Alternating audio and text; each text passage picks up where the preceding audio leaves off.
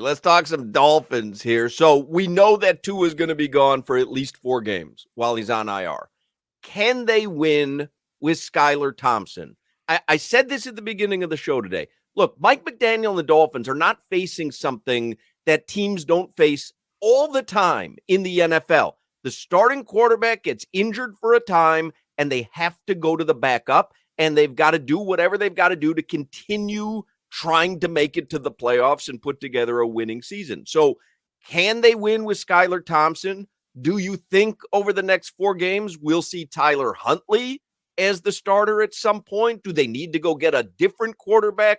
What's your take on what's going to happen with the Fins? I'm going to answer it the way that you asked it. Can they win with Skylar Thompson? Yes. Can they win because of Skylar Thompson? Then I would have said no. But these next 4 games, it's an easy break in the schedule where if you tell me you got to go 2-2, they could go 2-2 and salvage their season, and then Tua comes back. But I'll be curious because what they've done here is correctly punted the Tua decision for 4 games. I'll be curious. I know Tua wants to come back right from all the reporting, but if the Dolphins will actually put him on the field 4 games from now, if they're in it, and let's say they go 2-2 and not 0-4 or not 1-3, we know this, and Channing knows it too. When you leave the decision in the hands of the player, 9 times out of 10, if the player gets the okay from the doctor and they go, okay, do you want to play in this game? The player is going to say yes. So I've been up and down in the Tua stuff. When it happens, I said, I don't want to see him play again, but he will return. And then after I was talking to Armando Salguero, he reminded me, hey, his mom wanted him to retire back in 2022. And I'm like, can you tell mom no once again? But after giving it the weekend, I do think we'll see Tua at some point again this season for the Dolphins. And we've talked about this too, Gelb, where we haven't seen enough out of Skylar. We saw him in that playoff game. We've seen some spot playing, but is it on Mike McDaniel to make this work? Like you said, yes, Skylar's not going to the Pro Bowl. Is it Mike McDaniel? Or if he doesn't work out, do you have to look to Chris Greer? Because we know this window's small. They just paid Ramsey. They just paid Tyreek. They just paid Waddle. They're going to have to pay Javon Holland, Jalen Phillips.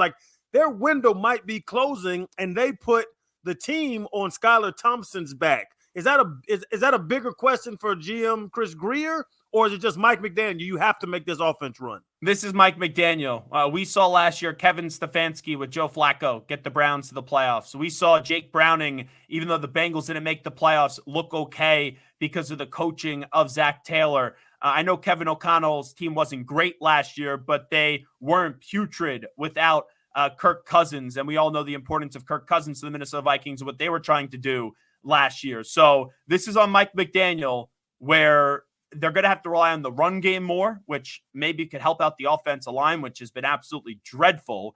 And they're going to need Raheem Mostert and Devon Achane, who have been banged up to start the year, to be healthy. That's the way that they're going to win. And then you use the short passing games plays to Tyreek Hill and Jalen Waddle, and you hope they break them out for big plays with their speed. Gelb, we've debated this plenty over the last 2 days. Did the Dolphins front office mismanage the quarterback situation? Absolutely. In other words, yeah, Skylar Thompson, is it fair to say that Skylar Thompson being their choice to back up Tua Tagovailoa, a bad decision already, or do we have to wait to see how he performs? It's a terrible decision because, and this is what I said on this show before, and I know Dolphins fans didn't want to hear it. Yeah, Tua got through last season, healthy. But the moment he suffered another concussion, 2022 comes right back, and that's unfortunately what we had to see on Thursday night. And you know what? Maybe they should fire Chris Greer, and maybe they should appoint Channing Crowder as the GM, because I remember a few weeks ago, I was here, and Channing was talking about getting Ryan Tannehill in that quarterback room. And I know Ryan Tannehill may not be a fit for Mike McDaniel, but if you told me, and I don't even love Ryan Tannehill, you had to go into this game coming up on Sunday with Ryan Tannehill or with Skylar Thompson, who would be better? Obviously, you go with Ryan Tannehill. I don't know. I don't know if it's a slam dunk answer like that. Skylar's been around the team for 3 seasons now, 4 seasons. There's a reason he's there. There's a reason that, we preach all the time. These quarterbacks, they're thrown into the mix too soon. They don't get a chance to learn the system, learn the coaching staff, learn the players, the offense. But that's why you have Skylar Thompson on the roster for 2-3 seasons, right? So that he's fully capable of stepping in when called upon. I'm not certain we had this argument yesterday. I'm just not certain that it's actually mismanagement, because to me, it seems like Skylar Thompson was a chosen backup plan for Tua based on seasons worth of indication to the coaching staff in the front office that he's capable of doing it. But we're going to find out. I don't have any expectation for Skylar Thompson. This team, this roster is still built well enough outside of the backup quarterback position where with the schedule and the way that it breaks right now, they can go 2-2. Can he win one game? Maybe. But do I think we're going to be sitting here after 4 games and saying, wow, I feel great about Skylar Thompson. If Tua has to miss any more time, I'd be shocked. And I think it's likely that you do see Huntley at some point. And I know it's kind of a joke that he is a Pro Bowl quarterback before. I'm not going to go sit there and praise Snoop Huntley, as they do call him, but he is a dual threat quarterback that if you need him in a pinch can give something to this team. I would rather have, now I know they're not going to play him right away because he doesn't know the playbook, but I'd rather have Huntley under center than Thompson. And what you was talking about, we already said it's early in the season. People are 1-1 and 2-2 and when the damn Ravens are 0-2, I don't think they're just going to get knocked out of the damn playoff race. The AFC East has got interesting now because the Patriots are whooping ass. The Jets, they lost to the Niners, and now the Dolphins with the Tua situation. We've ranked them before. Now, how do you see the AFC East? I would say the Bills are 1, and that's clear. Jets are 2. Dolphins are 3, and still the Patriots are 4. The Patriots are playing gritty, tough football. I've watched every snap of them being a Patriot fan. I would have liked to seen Gerard Mayo go for it in overtime on 4th and 1 instead of punting the ball back. But that offensive line for New England, they can't pass protect, and they're going to be running the football, and they're going to be playing good defense, and that will keep them in games. But the Patriots still need a lot more talent. But the Patriots go beat the Jets on Thursday night. I don't think that's crazy because the Jets' run defense has been terrible. And if the Patriots stick to their game plan and just run with Ramondre Stevenson and then Gibson, who came over for the Commanders, they'll be in that game. But I don't know if they'll ultimately win it.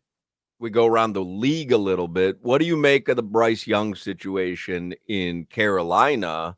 Does he need to ask for a trade at this point? Is that, I don't even know if you call it an experiment because it wasn't an experiment. It was just their number 1 overall pick.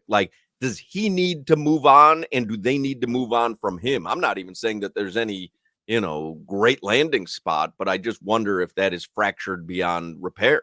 I think if you're Bryce Young, you just wait to do all that stuff at the end of the season. They could go back to him at some point this year, but he will never be viewed as the guy in Carolina again. Here's the thing. I do not like David Tepper. David Tepper is by far and away the worst owner in the NFL since Daniel Snyder is no longer there, and it's not even close. But the thing is here, David Tepper, what he's got crushed for the last few years is for not letting his football people make the football decisions. I do believe this is a Dave Canales decision. But if I'm David Tepper, you brought in Dave Canales to fix Bryce Young with what he's done in Seattle and what he's done in Tampa Bay, and you give up on him after 2 games. I know a lot of people didn't want the Panthers job, and that's why you have to settle on a guy like Canales who wouldn't have been a head coach with any other team in the NFL. But if I'm like David Tepper, who I have no sympathy for, and I think is a terrible, and I mean a terrible owner, he can mess up a 1-car funeral procession. I'm reevaluating, well, why the heck did I hire this guy Canales if he's benching Young after 2 games? But I guess the positive is at least he's finally letting his football people make the football decisions. The Panthers are a bleep show, and here's what I would do. Don't use the number 1 overall pick, which they will have this year on a quarterback. Trade that pick. There's no generational quarterback in this draft, and get a King's ransom for that pick. No, he's a solid player. It could win the Heisman. He as a pro, he's not a generational doing so well quarterback. Today. You were doing so well today. But here's go get a big return and then take the quarterback in 2026 because this team has no talent or very little talent. And Gelb, have you given up on Bryce? Because Solana still loves him. I've watched him, and we talk about him, pure size. And you're seeing the highlights today and yesterday where guys are just slapping his stomach and he's rolling 16 yards behind the line of scrimmage. Could he get, if Bryce Young was to be on the Chiefs or a talented offensive team, can Bryce Young be a very good or even good NFL quarterback? Just for the record, Gelb, I don't love Bryce Young. I'm just not willing to punt on a guy. That's not. No, you're rewriting. You are rewriting your year, season, and 2 games worth of takes on Bryce Young. You love Bryce Young. I think it's more organization malpractice with Bryce Young than it is Bryce Young being a bad quarterback through a season and 2 games. I think he looks like a kid at Gymboree who lost his parents. but to Solana's point, it's like, do I think Bryce Young could play in this league? Yes. And the concerning part, though, is that what line position? at quarterback. Come on here. Who are you, Bill Polian? You're trying to make him move positions now? Please. But Bryce Young, to me, we obviously know he's small. But I wonder, and the concerning part is the offensive line in Carolina actually has been good this year through the first 2 games. And I look at what he's doing, and I wonder how much is he's just mentally cooked. And if you're mentally cooked, there's no recovering really in this league, or it's very tough to do. But I'll say this, like if I'm Chris Grier, I don't know if the Panthers would do it right now because the price is going to be so low, but I would kind of kick the tires on Bryce Young as a backup quarterback option. Why not? Why not? I don't know. Have you watched him over the last 18 games? What have you seen over the last 18 games that says to you that's the guy I need? And can I ask you this? What did people think Baker Mayfield and Geno Smith when they were going to Tampa Bay, when they were going to Seattle? No one thought those guys were going to be any good, and they turned it around. Geno Smith, for sure. Baker Mayfield showed you flashes up and down of being who he was in college. Geno Smith was a super surprise, but I would make the Skylar Thompson argument to you like Brock Purdy. I mean, who would have thought Brock Purdy would come in and do what he did? Like, anything can happen. No, you're not wrong on that. Like, hey, Skylar Thompson. Oh, no, I'm not going to go there. I was going to say, hey, he could go 4-0 the next 4 games, but there's a 0% chance of that happening. Today's National Cheeseburger Day, Gelby. When's the last time you had a good old cheeseburger? You know what? I hate to say, I had a lot of steak in the summer. And you go to when you go to a great steakhouse, there's nothing like it. But there's a lot of time you go get steak and you're a little underwhelmed when you leave. It's very tough to mess up a burger. Here's been my big hot food take recently. If I had to pick one for the rest of my life, if it's a steak or a burger, you could only have one for the rest of your life. I'm going with a burger. A medium rare burger with some bacon and some blue cheese. I'm with that. Delicious. I'm with that. What? I was going to ask you, I'm with that because a steak, like sometimes it's great. Sometimes it's fatty. Like a burger. It's easy to mess up a steak. A lot of restaurants, even good steakhouses, they mess up steak. You never mess up a burger. He is right. Where are you getting your steaks from?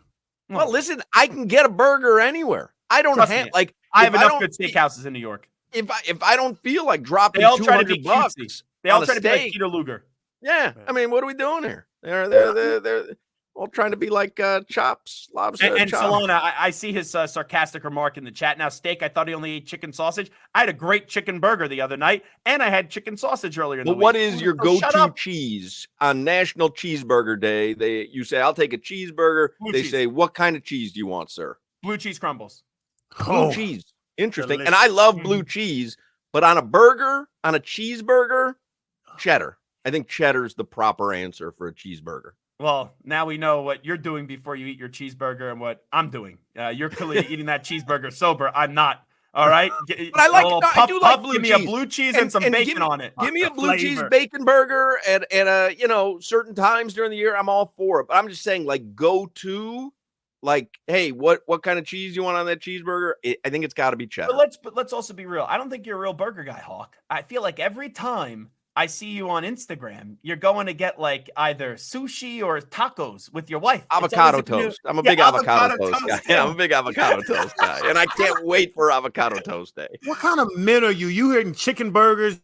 He's always telling me about these damn salmon burgers. What's good beef? Eat some cow, Gelb. There's only one person in this entire conversation who's been pescatarian and vegan and vegetarian and every other fad diet that comes around. So don't give us your old big meat take. Crowder was a vegan? I remember going with Leroy Horde and Crowder in Vegas to a restaurant that was having a meat happy hour. And guess who had to order off the menu? You have any salmon? Any uncooked salmon over here? Well, you know why? It was embarrassing. You know why? That's the social media influencer in him. He has to go with all the trends. Hey, I'm going to influence, and then he tries to influence. It's ridiculous. Hey, I'm on a detox right now, fellas. Do I look more vibrant? Yeah, your skin is glowing. Zach Gelb, Infinity Sports Network. Thanks, Gelb. You got it, guys. Did I say Gelb? How many are there? How many is I don't know. He was good for half of it, and then he had some weird take about going to get Bryce Young. You just said about Cam Ward. Let's just be real. And then he wouldn't call Cam Ward a Generational. generational quarterback, which we all know that he is. I mean, there's no question about it. I don't know how he can't see it. So there you go, Zach Gelbs. He gave you Later, both ends Hoffmans of the and spectrum. Crowders and Solanas. See you, Gelb.